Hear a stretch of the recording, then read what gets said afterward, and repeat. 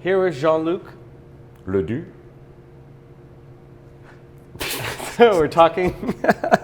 we're talking about, it's coming into springtime, and we're talking about drinking more whites. So he's pulled out four white bottles, not the typical Pinot Grigio that a lot of people like to drink, or buttery California Chardonnays.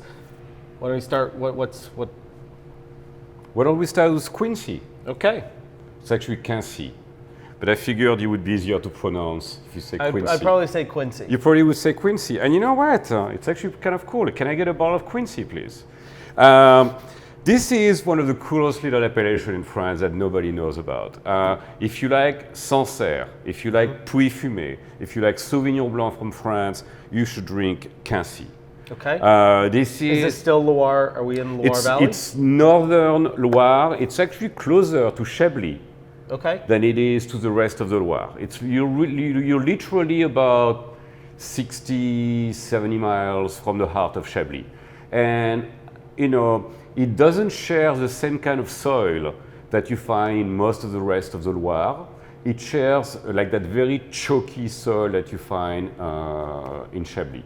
Actually, this cone is called Kimmeridgian chalk, and which is named after a village in England. And it's a band of chalk that literally starts in England, that ends at the cliffs of Dover, goes underwater the channel, reappears in France, and that's the type of soil that you find in Champagne, that you find in that part of the Loire, and that you find in Chablis. So it makes wine that are very flinty, that tend to have great minerality to them, that are bone dry, and that have a great sense of place. And what's the price point of this compared to Sancerre? Are we in the same kind of? Less. This is less than $20 a bottle. Wow. So I think it's also a great way for an introduction to the wines of the Loire Valley without getting higher in price. Okay. And what do we have next to it? Well, here now we're getting to the heart of the Loire Valley. This is the main grape of the Loire is Chenin Blanc. It's one of the most amazing, greatest grape in the Loire. This is super traditional. This is one of my favorite winemakers. His name is François Chidaine. This is somebody I started working with over 20 years ago when he was literally just starting out. And today is considered to be one of the great stars of the Loire. This is from the 2015 vintage. I love both the 14 and 15 vintage for the Loire. I think actually even in some cases I would say 14 is better.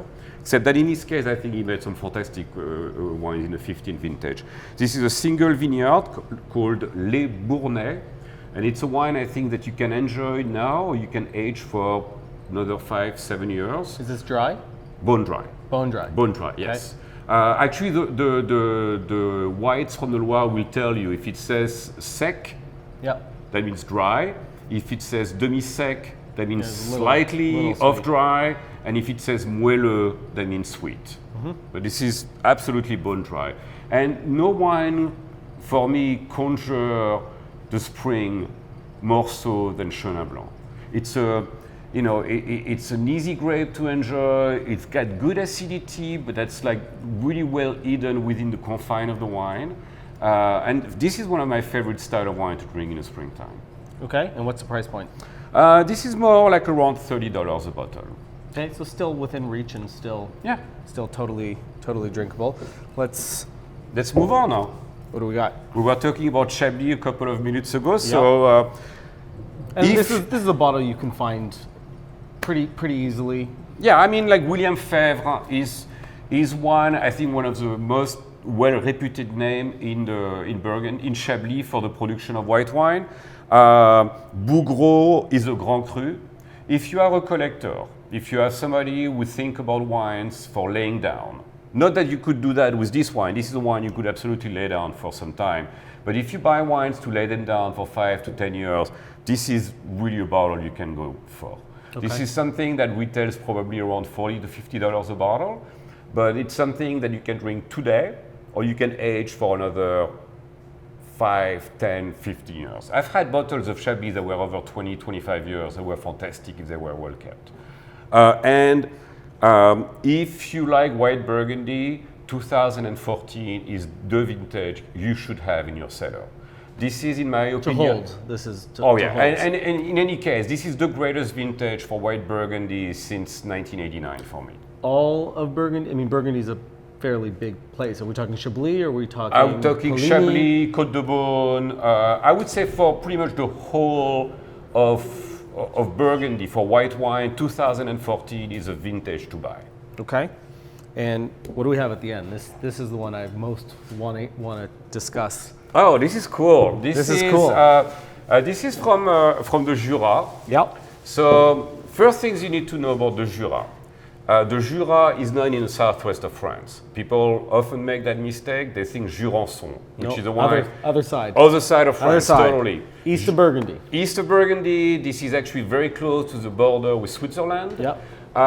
People tend to think that it's a very mountainous area, but it's not. It's actually the same kind of hillside you find in Burgundy. Also very ancient ground.